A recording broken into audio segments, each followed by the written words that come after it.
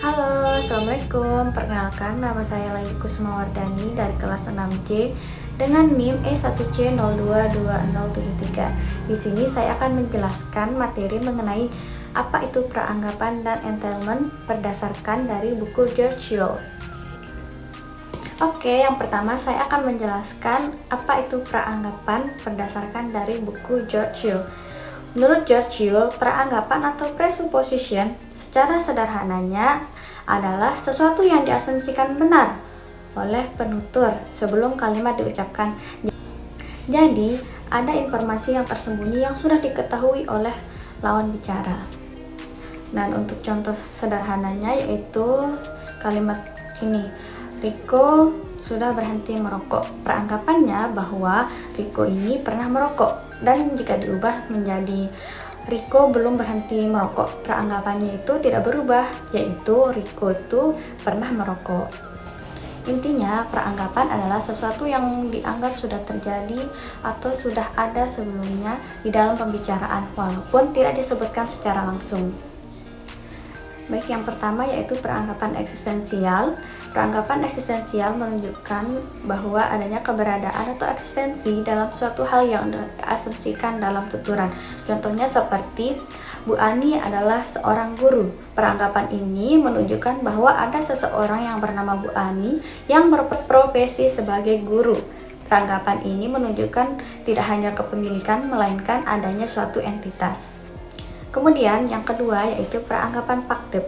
Peranggapan faktif mengasumsikan bahwa informasi yang mengikuti kata kerja tertentu dianggap sebagai fakta atau kenyataan. Contohnya seperti Andi tidak menyadari dirinya sedang sakit. Peranggapannya yaitu Andi memang benar sakit, namun dia tidak menyadarinya. Kemudian peranggapan leksikal yaitu peranggapan leksikal dari penggunaan kata-kata tertentu yang secara konvensional membawa asumsi tambahan yang tidak dinyatakan secara eksplisit. Contohnya seperti kata lagi dalam kalimat Adik membeli sepeda baru. Peranggapannya bahwa adik tersebut membeli sepeda, baru pertama kali membeli sepeda dan sebelumnya belum pernah memiliki sepeda. Kemudian selanjutnya yaitu peranggapan non-faktif. Peranggapan non-faktif yaitu asumsi yang diasumsikan tidak benar atau bersifat hipotetik. Contohnya seperti saya membayangkan Andi jadian dengan Putri, pasti sangat seru. Nah, peranggapan itu mengandung peranggapan yang tidak nyata atau hanya sekedar imajinasi saja, karena dia hanya membayangkan, tidak benar-benar terjadi. Peranggapan selanjutnya yaitu peranggapan struktural. Peranggapan struktural adalah peranggapan yang muncul karena bentuk atau struktur tertentu, khususnya yaitu pada kalimat tanya 5W plus 1H. Contohnya seperti kapan dia pergi, peranggapannya dia sudah pergi. Kemudian contoh yang kedua yaitu kapan dia membeli sepeda, peranggapannya dia sudah membeli sepeda. Kemudian peranggapan yang terakhir yaitu peranggapan kontrafaktual. Menurut George Yule, peranggapan ini tidak hanya tidak benar, melainkan juga bertolak belakang dengan fakta yang terjadi ketika kalimat itu dituturkan.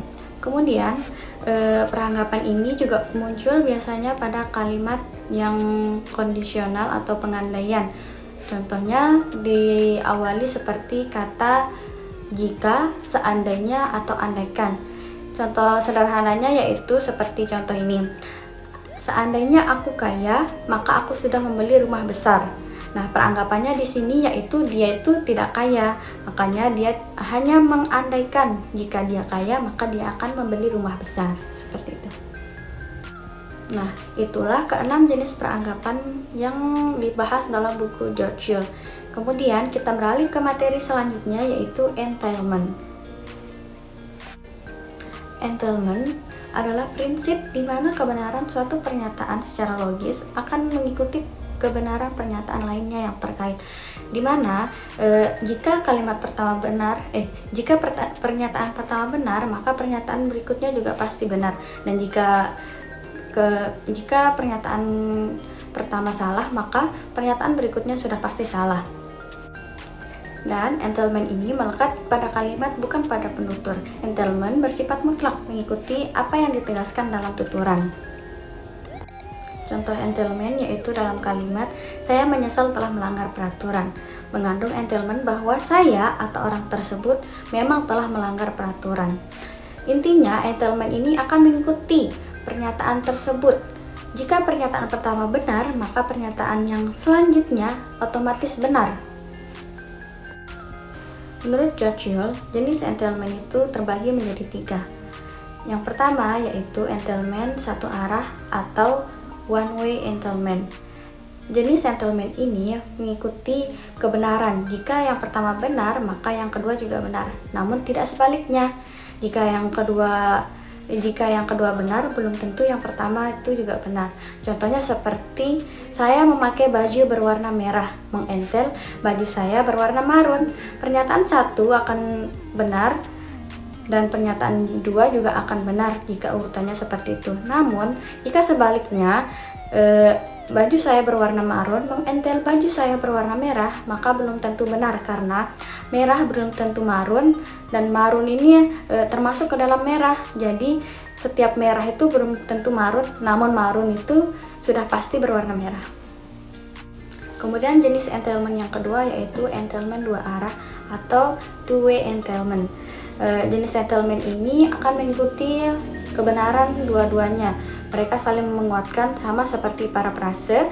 Contohnya seperti wortel itu dimakan oleh kelinci, mengentel kelinci tersebut memakan wortel. Keduanya berarti benar karena mengandung makna yang sama, yaitu wortel tersebut sama-sama dimakan oleh kelinci. Kemudian jenis entailment yang terakhir yaitu entailment metafora.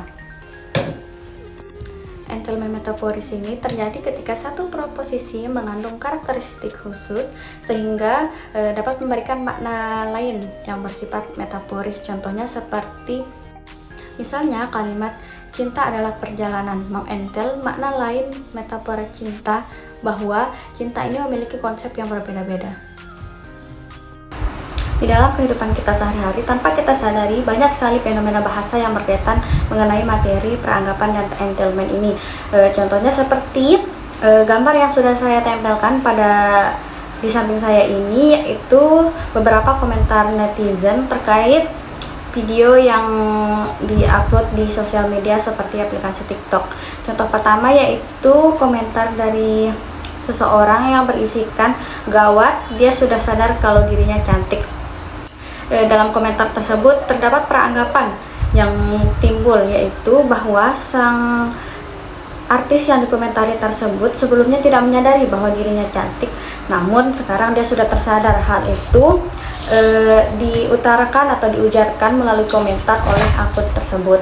Kemudian saya juga mencantumkan foto yang berisi komentar netizen terhadap video yang diupload di aplikasi yang sama, yaitu berisikan, "Mirip Arbaniasis nggak sih?" Nah, di dalam ujaran netizen tersebut terdapat peranggapan bahwa dia menganggap seseorang yang berada di dalam video yang ditontonnya itu mirip seperti seorang aktor, yakni Arbaniasis. Nah, di dalam fenomena ini terselipkan peranggapan yang sudah saya bahas pada materi tadi dari awal. Kemudian untuk yang terakhir itu ada screenshot chat berupa percakapan antara mahasiswa dan dosen yang menanyakan apakah hari ini kuliah atau tidak, dan sang dosen menjawab untuk melanjutkan tugas saja. Nah, dalam percakapan tersebut terdapat peranggapan bahwa sebelumnya sang dosen sudah memberikan tugas, oleh sebab itu dia lebih memilih untuk memberikan waktu kepada mahasiswa untuk mengerjakan tugasnya terlebih dahulu daripada masuk kelas. Dari beberapa fenomena bahasa yang tadi yang sudah saya jelaskan, bahwasannya penerapan pengetahuan mengenai peranggapan dan entailment ini sangat penting, mengingat ada juga kasus terbaru, yaitu seorang seleb TikTok yang bernama Tasya yang di laman komentar video yang dipostingnya, dia dikomentari bahwa dia itu mirip dengan seorang penyanyi, yaitu Elvi Sukaesih. Namun sang seleb tersebut menanggapinya dengan secara tidak bijak, sehingga menyebabkan perseteruan antara sang artis dengan sang TikTok tadi. Dari permasalahan yang sudah saya utarakan tadi, ada baiknya kita mengambil solusi, yaitu kita harus lebih bijak dalam menanggapi setiap ujaran orang yang berada di dalam komentar, apalagi jika kita adalah seorang tokoh publik.